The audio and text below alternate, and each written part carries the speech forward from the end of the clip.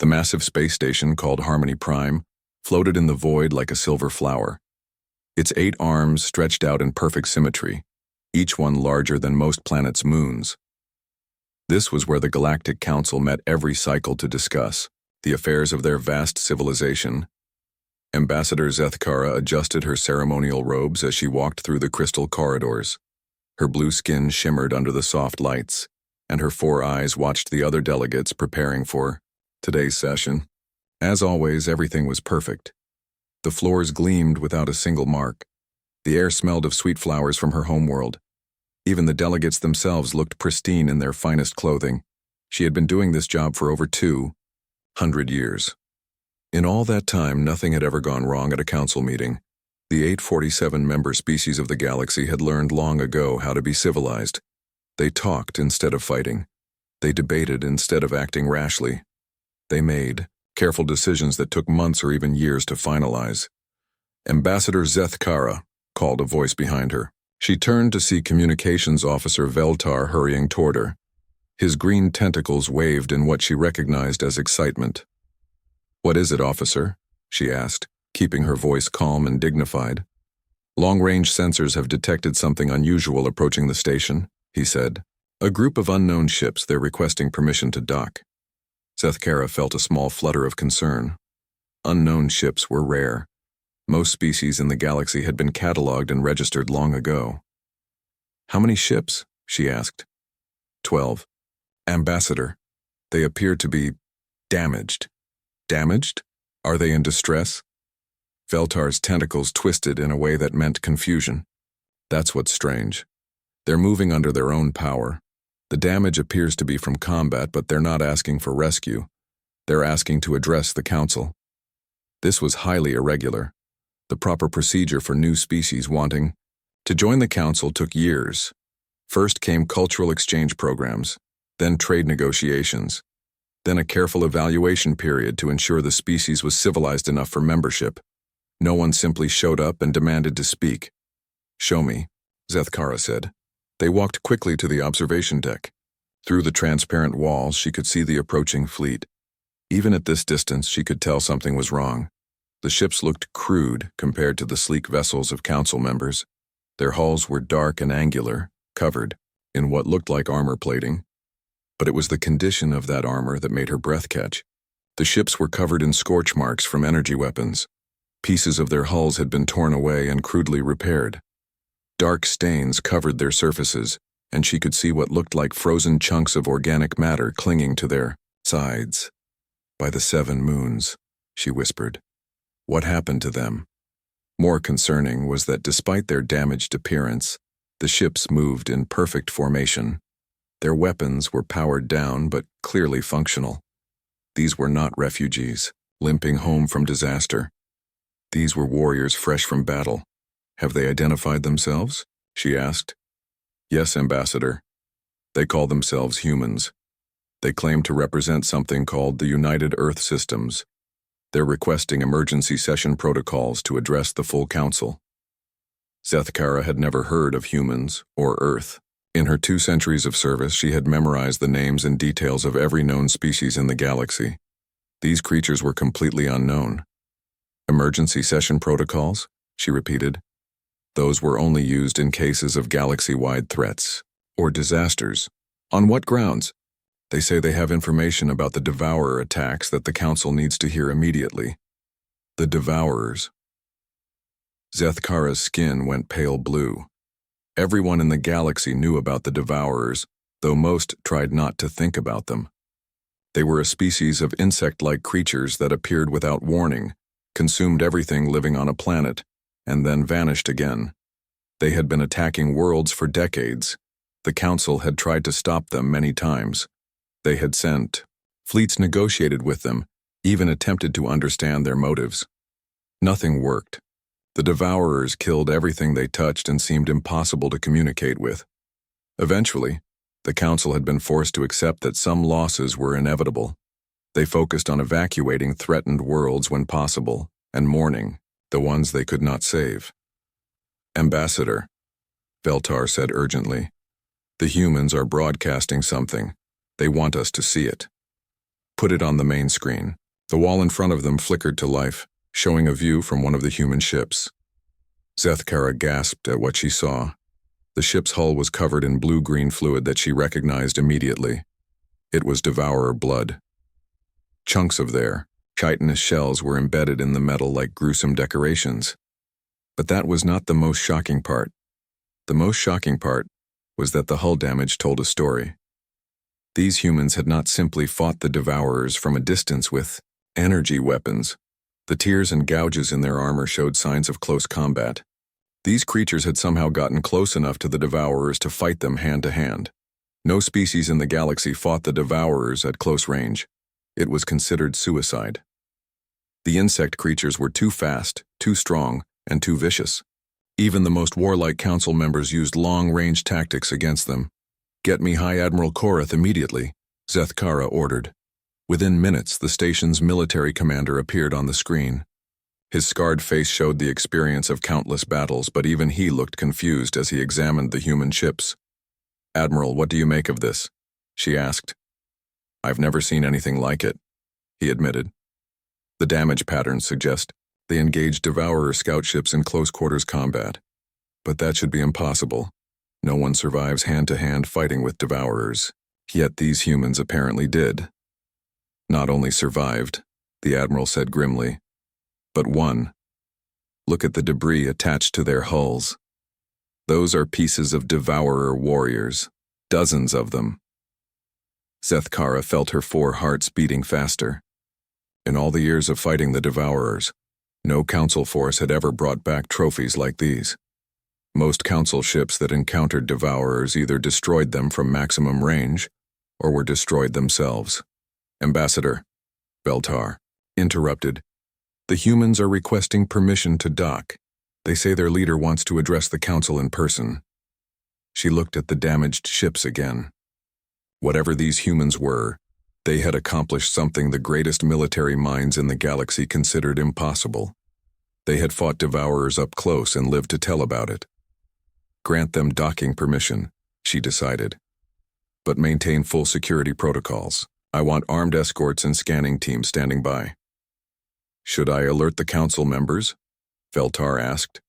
Zethkara considered this. The council was scheduled to spend today debating new trade regulations with the Felixian Commerce Guild. It was important work, but it hardly seemed urgent compared to what was approaching their station. "Yes," she said finally. "Invoke emergency session protocols. Tell all council members to report to the main chamber immediately. Tell them we may be witnessing first contact with a species that has new information about the devourer threat." As she watched the human ships approach their docking bays, Zethkara could not shake the feeling that everything was about to change. For 2 centuries, council meetings had been predictable affairs of careful diplomacy and measured debate. She had a feeling that was about to end. The humans were coming, and they brought with them the blood of humanity's enemies. The main chamber of the Galactic Council had never seen anything like Captain Sarah Chen.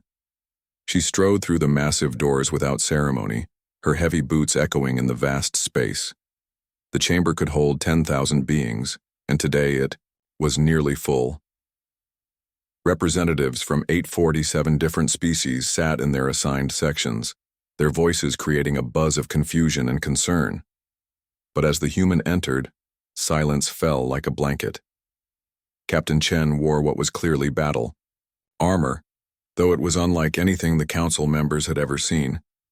The dark metal plates were scratched and dented, burn marks from energy weapons scored its surface. And most disturbing of all, it was stained with dried blood. Blue-green devourer blood mixed with other colors that no one could identify.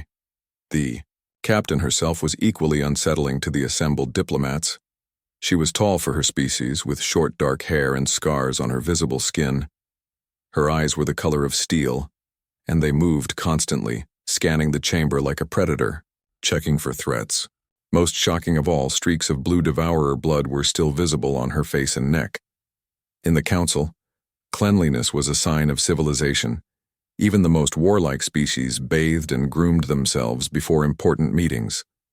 This human looked like she had come straight from a battlefield, which the assembled delegates realized she probably had. Ambassador Zeth Kara rose from her seat at the central podium.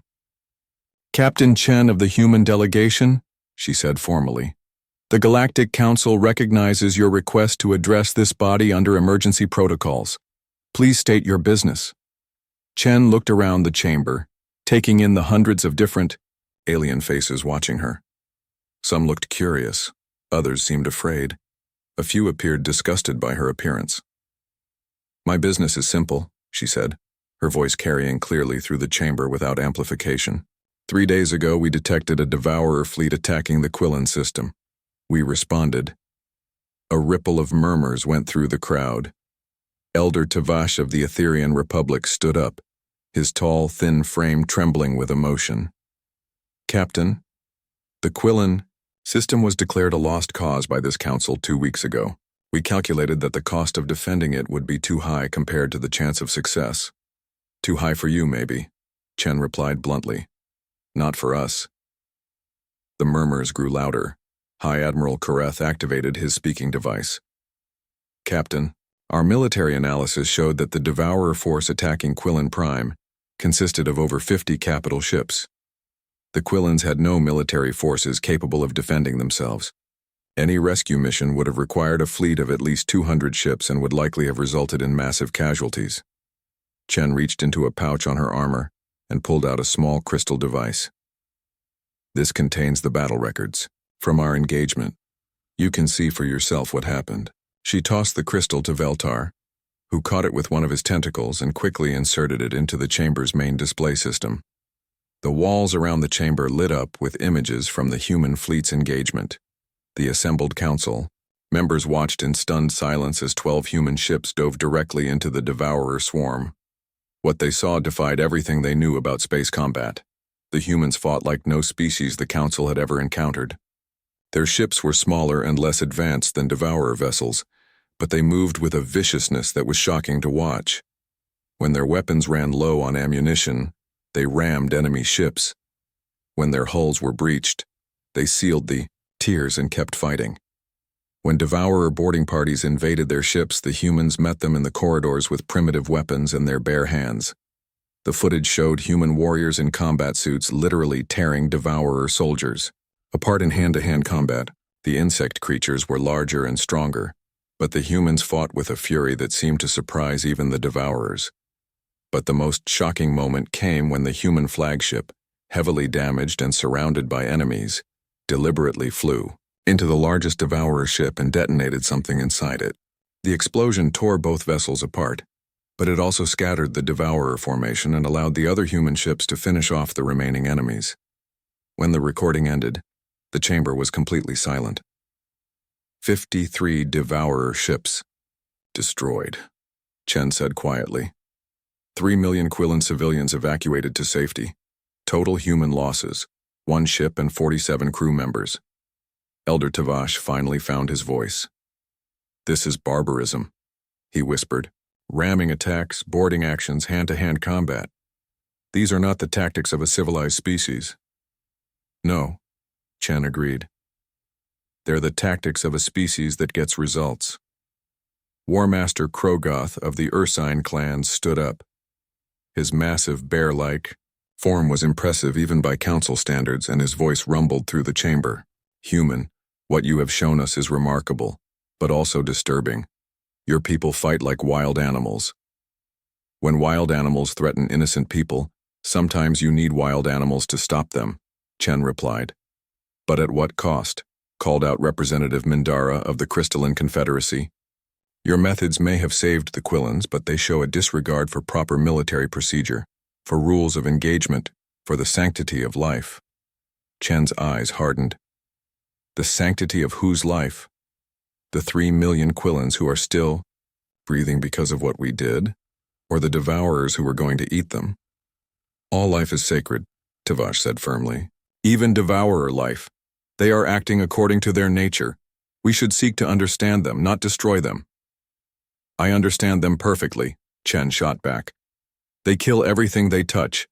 They've been doing it for decades while people sit here and debate the philosophical implications of stopping them." The chamber erupted in angry voices. Some delegates supported the human position, Others were horrified by their methods. Still others demanded to know how a completely unknown species had somehow developed the ability to defeat devourers when the combined might of the council could not. Ambassador Zethkara called for order, but the shouting continued. In the middle of the chaos, Chen pulled out another device and activated it. A holographic display appeared above her head, showing a map of the galaxy. Red dots marked dozens of locations across known space. "While you're arguing about philosophy," she said loudly, "we've detected 14 more Devourer fleets heading for inhabited systems. Our long-range sensors are better than yours, apparently. These attacks will happen within the next 10 days. The Yao." Chamber fell silent again as the implications sank in. "What do you expect us to do?"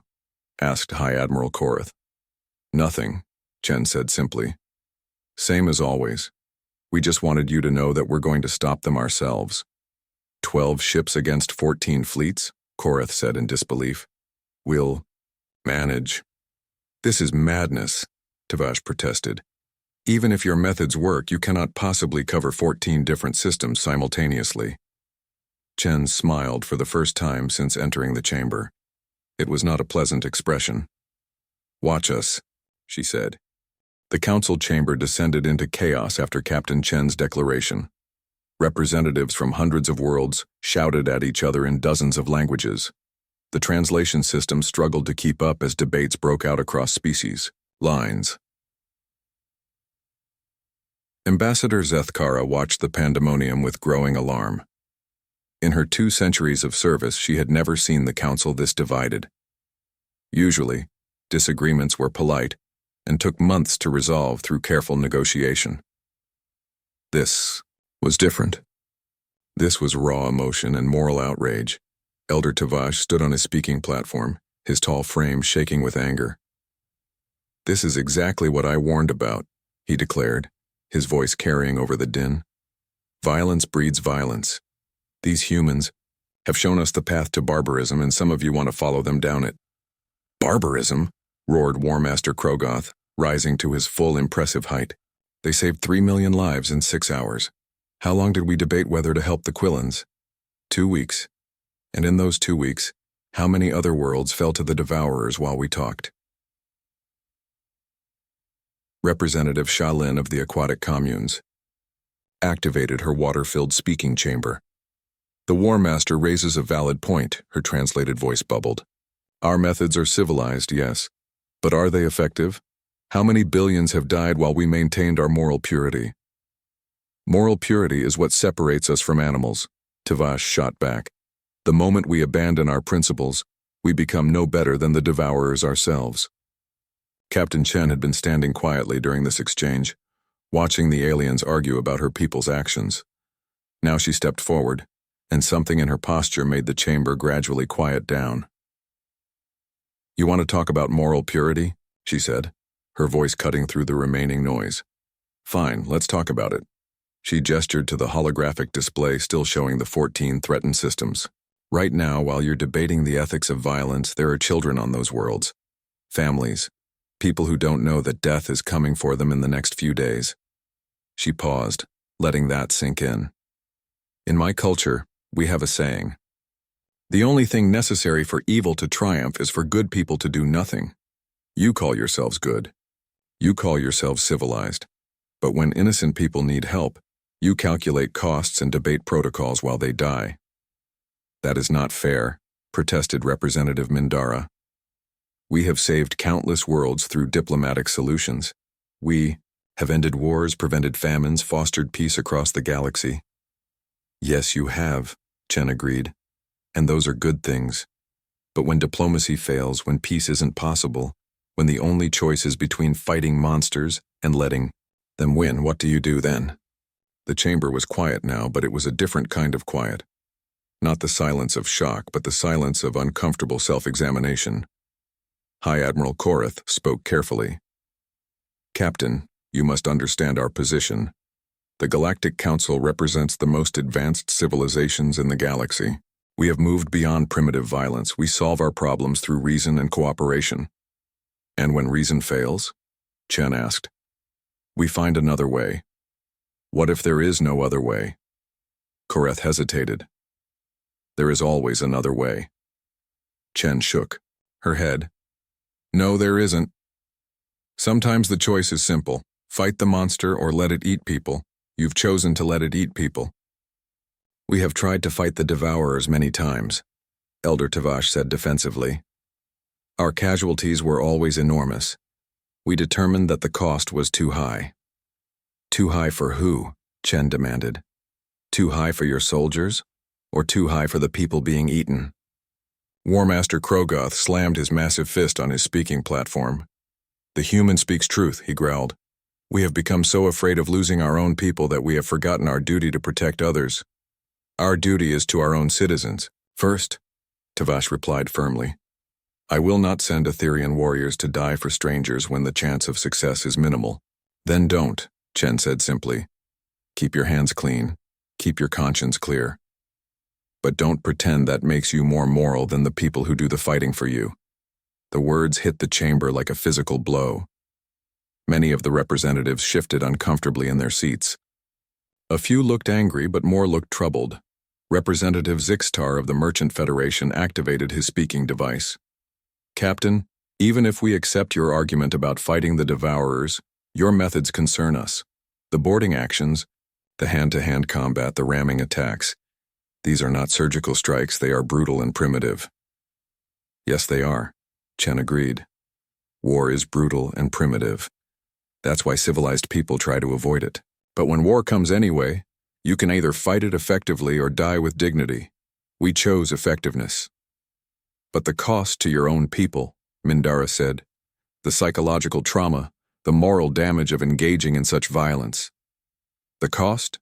Chen laughed, but there was no humor in it. You want to know the cost? The cost is that some of my people have nightmares. The cost is that we have scars, both physical and mental. The cost is that we've seen and done things that will stay with us forever. She paused, looking around the chamber. But you know what the alternative cost would have been? 3 million dead Quillans. And next week, however many billions live in those 14 systems marked on that display. Elder Tavash stood again. Captain, I do not question your courage or your intentions, but I must ask, where does it end? If violence is always the solution, if might makes right, what prevents you from becoming conquerors yourselves? Chen considered this seriously. That's a fair question, she said finally. The answer is choice. We chose to help the Quillans because they needed help, not because we wanted their resources or territory. We're about to risk our lives for 14 more systems that we've never even visited. When the fighting is done, we'll leave. That's what makes us different from the Devourers. Words, Tavash said dismissively. Conquerors always claim noble motives. Then judge us by our actions, Chen replied. We'll be gone after the Devourers are dealt with. If we're still here in a year trying to rule you, then you can call us conquerors. War Master Krogoth stood up slowly. Human, he said, his voice carrying the weight of centuries. My people are warriors. We understand the necessity of violence better than most in this chamber. But even we have rules, codes of honor, limits on what we will do, even to enemies. So do we, Chen said. We don't attack civilians. We don't torture prisoners. We don't fight for conquest or glory. But when something needs to die to protect innocent life, we kill it, efficiently and without hesitation. And if you make mistakes? If you kill innocents by accident? Chen's expression grew grim. Then we live with it. Because the alternative is letting certain innocents die while we debate whether we might accidentally hurt someone else. The chamber fell silent again as the implications of her words sank in. Here was a species willing to bear the moral weight of necessary violence so that others wouldn't have to. It was a concept that challenged everything the council believed about civilization and progress. Ambassador Zethkara finally spoke. Captain Chen, the council needs time to consider what you have told us. This discussion raises fundamental questions about our approach to galactic security. Chen nodded. Take all the time you need, she said. Just remember that while you're considering, people are dying. And in about 6 hours, my fleet is leaving to engage those 14 Devourer forces. with or without your blessing. She turned and walked toward the exit, her boots echoing in the silent chamber. "Captain," Zethkara called after her. "What do you expect from us?" Chen paused at the doorway without turning around. "Nothing," she said. "We stopped expecting anything from you the moment we realized you'd rather debate the ethics of saving lives than actually save them." The doors closed, behind her, leaving the council to face the most difficult question in their history. What did it truly mean to be civilized? 4 hours after Captain Chen left the council chamber, the debates were still raging. The great hall that had hosted civilized discussions for centuries now echoed with raised voices and angry gestures. Representatives who had worked together for decades found themselves on opposite sides of a fundamental question about the nature of civilization itself. Ambassador Zethkara tried to maintain order, but the usual protocols seemed inadequate for this unprecedented situation. The humans had shattered more than just devourer fleets. They had shattered the careful consensus that held the council together. Elder Tavash stood at his podium, surrounded by supporters from the most peaceful species in the galaxy. "We cannot allow ourselves to be influenced by these warmongers," he declared.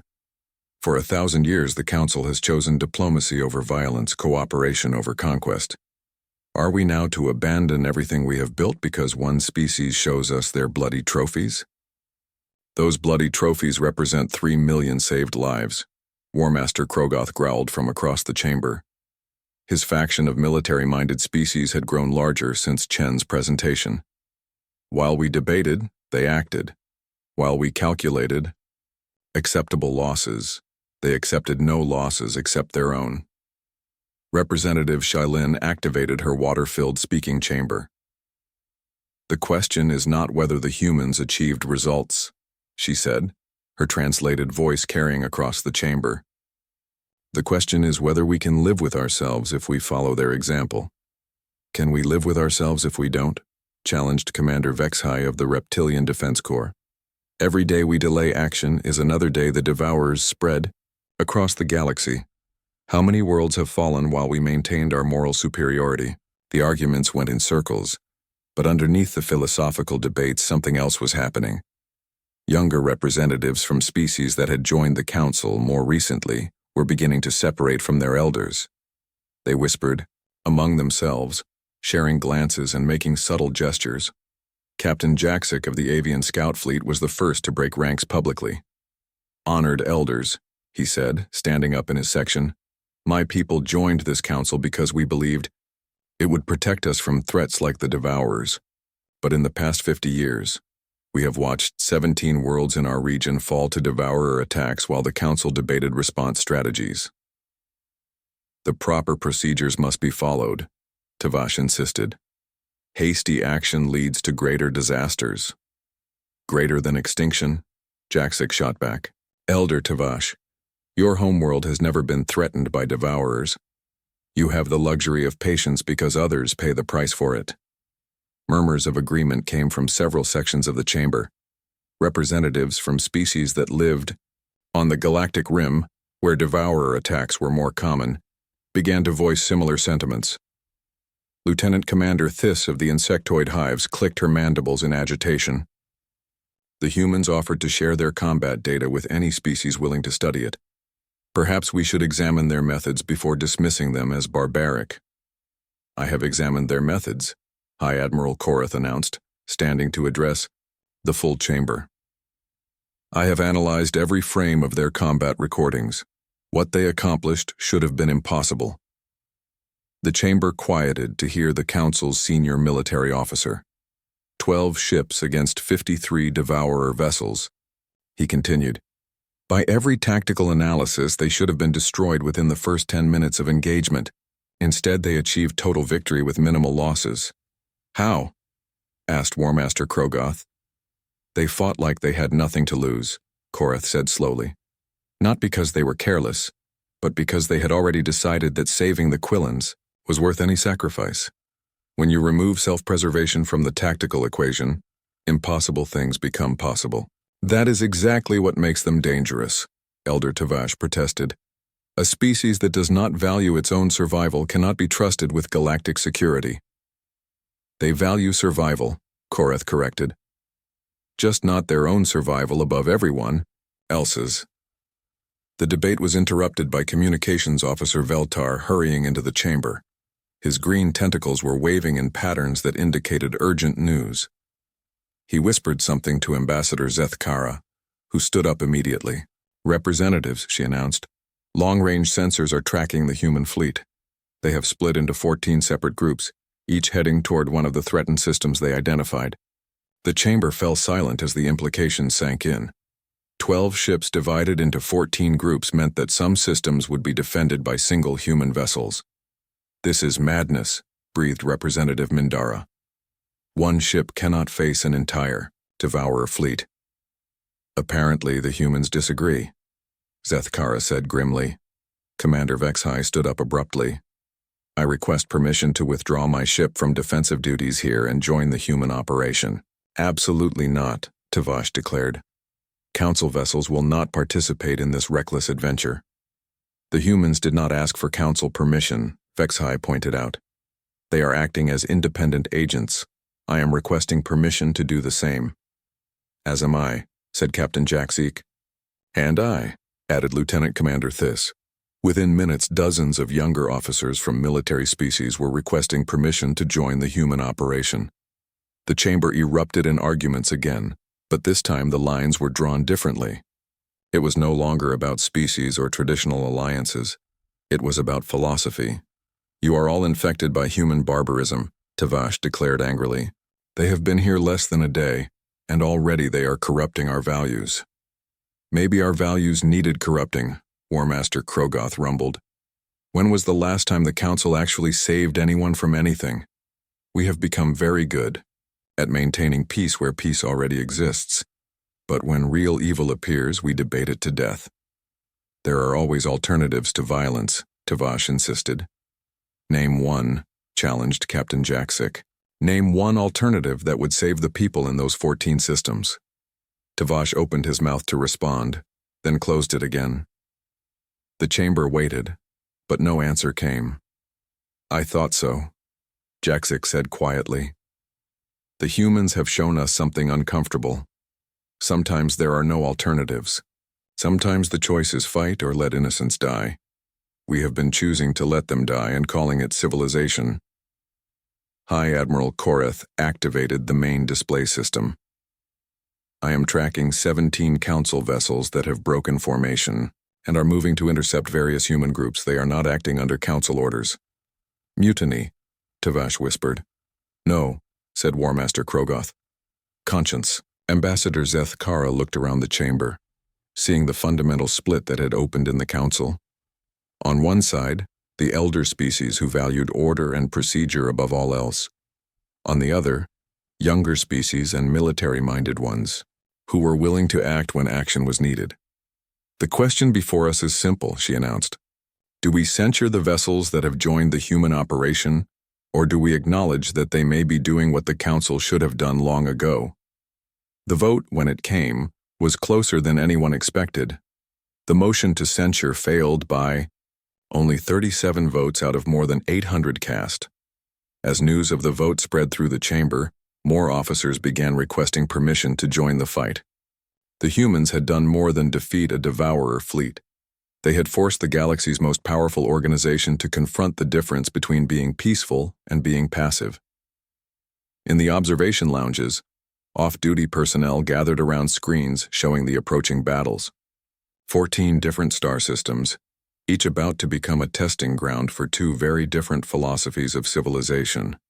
The Council would soon learn whether humanity's brutal pragmatism was the answer they had been missing, or the beginning of something far more dangerous than the devourers themselves. As the first reports began to come in from the battle zones, one thing became clear: the galaxy would never be the same. 3 days later, the reports came flooding in from across the galaxy. Ambassador Zethkara stood in the Council's command center, watching data streams from 14 different star systems appear on the massive display walls. Each screen told the same impossible story. The devourer fleets were gone. Not retreated, Not scattered. Gone. Kepler 442 system. Completely clear. Reported Communications Officer Veltar, his tentacles moving rapidly as he processed incoming data. The human ship Valkyrie destroyed an entire Devourer swarm. 18 enemy vessels eliminated. Local population of 4 billion confirmed safe. Ross 128 system clear, came another report. Human ship Defiant and 2 Ursine clan vessels achieved. Total victory. 23 Devourer ships destroyed.